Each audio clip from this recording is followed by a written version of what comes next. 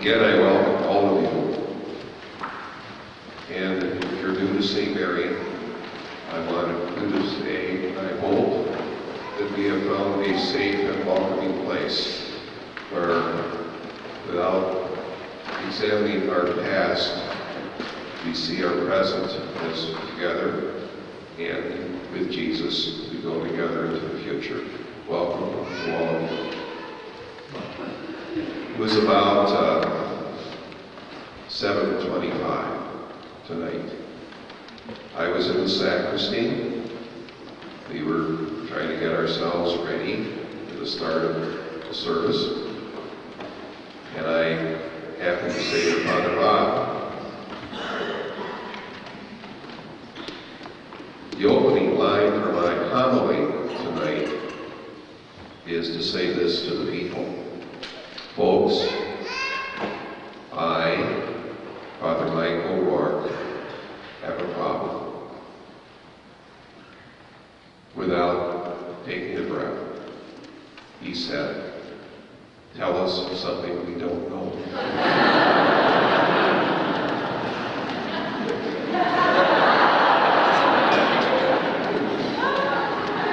So much for priestly support. But it's true. I, Father Michael O'Rourke, have a problem. And I'm probably being generous right now. I'm sure those who work and live and watch with me in the parish say, well, there's a lot more than he's aware of. But here is one. And I share it tonight, and I hope it helps. Because I think, not only do I tell you my problem, but I'm going to tell you a problem that we all have together. And this is my problem. I'm old enough to remember very vividly November 1963. I believe it was the 22nd. I was in college, St. Francis Seminary. And we had just finished our lunch. And I happened to be outside the refectory talking with a few guys. And there was, perhaps 100 feet over that way, the gymnasium. And in this day, this was the only one we had available to us. There was a radio in the gym that we could use to listen to news. And I began to see 1, 2, 3 guys from around the area running like crazy towards the gymnasium. And more and more and more, and finally it became almost a tidal wave of people running in. And I, along with the others, said, what's going on? President Kennedy has been shot. I remember that day as if it was yesterday. But here's something strange. As thunderstruck as I was, as shocked, horrified, amazed, grief-stricken, that this young American president that we thought was going to lead us to a new frontier. What I see on the news now, old newsreels of that day, instead of being shocked and horrified and amazed and feeling that feeling, I go, yep, that's what happened way back then. And without dismissing it, it seems like really old news that the world has adjusted to, and we have gone on. I also remember, and this is a bit of a confession, as a boy, I was probably the geekiest and the nerdiest of the whole country. I loved books about rockets and space travel and science. I just thought this was the coolest pray, plead, hope for Christmas and birthdays to get books about science and space travel. I remember July 1969. Apollo 1. I had 40-pound goosebumps all over me. To see the Saturn V lift off Cape Kennedy for the moon. I remember having 90-pound goosebumps when I heard words, Houston, Tranquility Base here, the Eagle has landed. Wow. Today though, when I see reports on TV or read about it, old news, the wow is gone, and so have the goosebumps. I have become accustomed to that news. It is no longer fire and excitement. It just seems to be old news. Here is my problem, and this is what I'm trying to get to. Older news, much older news. It's a story of a young Jewish rabbi who did wonders. He brought to people who had poverty and disease and oppression. He brought to them a message of hope and confidence in their own destiny, because he was changing the story of earth. That he personally was going to bring the kingdom of mercy and the kingdom of life. He died. He was put in a tomb cave and rose from the dead. We've all heard that. We've all heard it most of our lives. The danger, the problem, is that that too ceases to grab us, to thrill us, to touch us. It becomes, oh sure, we heard that. Old, very old news. So what do I do? And I want to share my own fantasy, my own.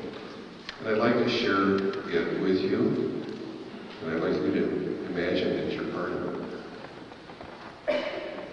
Imagine that you personally were somehow in some magical, mystical way swept up in some kind of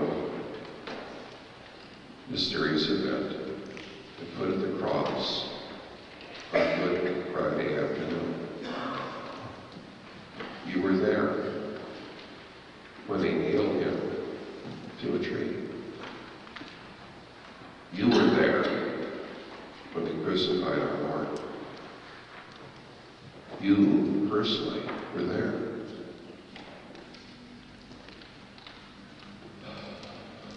It's 1 o'clock, 2 o'clock, finally 3, and this young Jewish rabbi with a body beaten beyond recognition says with his last gasp of strength, Father, into your hands I commend my spirit. And he sinks onto the cross and dies. You are there. And we realize that he has passed away. That whatever happened was beyond our comprehension, beyond our full understanding. But then wheels began to move. It's the day of preparation for the Passover. The bodies cannot remain on the cross. People come. A man named Joseph of Arimathea another named Nicodemus. They take his body off the cross and take it just a few hundred yards, perhaps not even that, to a new tomb that has just been carved out of what would be the wall of a quarry. They place his body in, and because you know who he is, you're placed in there with him. You step in to pay your last respects, but no one knows that you're in the tomb. You're the last one in. And everyone thinks that everyone is out. And the stone is rolled and seals you in.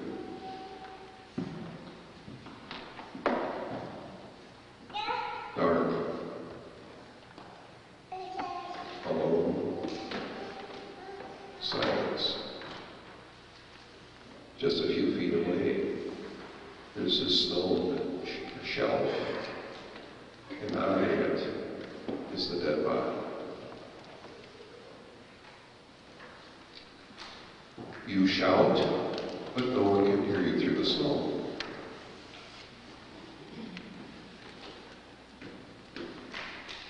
And now you wait. Now you wait. Faith in the resurrection becomes much more personal now, much more urgent now than just old news that we've heard before. Paul wrote this. Do you not know, brothers and sisters, that we who have been baptized into Christ have been baptized into his death and have been buried with him? We have been buried with him. And when Sunday comes, and we're probably thirsty and tired, and light comes into that darkness, and the body that once was dead, in a burst of warmth and light and goodness, disappears, and the stone is rolled away. His resurrection is not old news. He has also set you free. His life saved your life. And tonight, I share with you my own odd fantasy. That we might say, this is not old news. This is not history that can be forgotten. It's as real as our next breath. It's as real for us as the people we have loved and wish desperately that we could touch again. And to know that someday we will. Easter is not old news. We have been buried with the Lord in his resurrection as we share his resurrection as well. I hope tonight, before you put your head on your pillow and close your eyes, that you can say for a moment, I was there in the dark with him. And light came and put out the dark and set us free. Happy Easter.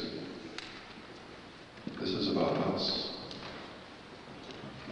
It's about us. We may have a problem keeping the memory fresh. But put ourselves in the tomb and know that that's not just metaphor. Put ourselves with him and know that he has set us